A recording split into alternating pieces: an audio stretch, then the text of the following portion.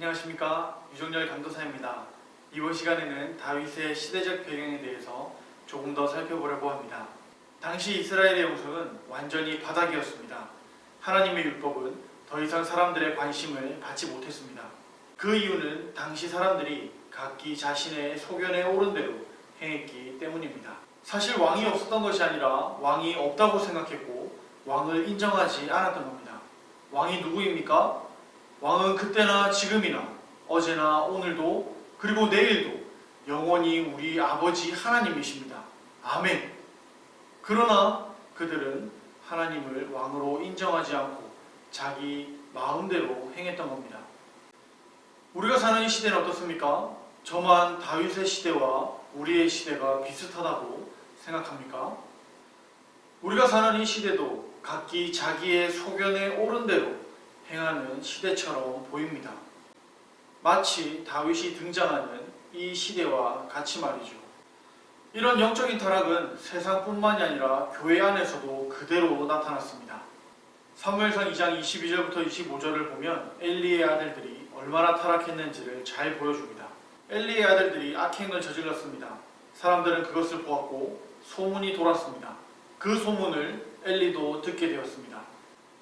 엘리는 아들들에게 악행을 하지 말라며 악행을 하지 말아야 되는 두 가지 이유에 대해서 설명합니다. 하나는 공동체가 그것을 보고 따라할 수도 있다는 겁니다. 또 하나는 하나님께 범죄하면 그것을 용서받을 길이 없다는 겁니다. 그러나 아들들은 엘리의 말을 듣지 않았습니다. 마찬가지로 이스라엘 전체가 하나님의 말씀을 거부했습니다. 사실 하나님은 하나님의 백성 외에 다른 사람들에게는 별로 관심이 없으십니다. 더 정확하게 말하자면 하나님께서는 하나님의 백성들에게 더 큰 관심을 가지고 계시다는 겁니다. 그런데 하나님의 백성들도 하나님을 거부합니다. 하나님의 백성인 나는 어떤지 스스로를 돌아보시기를 바랍니다. 하나님의 백성이 하나님을 거부했기에 하나님이 더 이상 그들을 다스리실 수가 없었던 겁니다. 사무엘상 8장 7절을 같이 읽겠습니다. 여호와께서 사무엘에게 이르시되 백성이 내게 한 말을 다 들으라. 이는 그들이 너를 버림이 아니요 나를 버려 자기들의 왕이 되지 못하게 함이니라. 그래서 하나님은 하나님이 아니라 사람들이 볼 수 있는 사람 왕을 세워주십니다. 그러나 결정적인 타락은 그 당시 왕이었던 사람이었습니다. 그 왕이 누구입니까? 사울입니다. 사울이 얼마나 타락했는지 사무엘상 15장 35절에서는 이렇게 말합니다. 사무엘이 죽는 날까지 사울을 다시 가서 보지 아니하였으니 이는 그가 사울을 위하여 슬퍼함이었고 여호와께서는 사울을 이스라엘 왕으로 삼으신 것을 후회하셨더라. 하나님은 이런 시대에 다윗을 예비하셨고 다윗을 등장시키셨습니다. 우리가 만약 이 시대에 살고 있었다면 우리는 이 시대를 어떻게 평가할까요? 우리가 이 평가를 생각하는 것은 그리 어려운 일이 아닐 겁니다.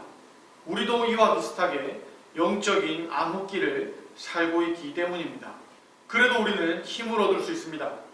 최악의 시대에도 하나님께서 다스리시고 하나님께서 예비하시고 하나님께서 이끌어 가신다는 사실을 성경을 통해서 잘 배우기 때문입니다.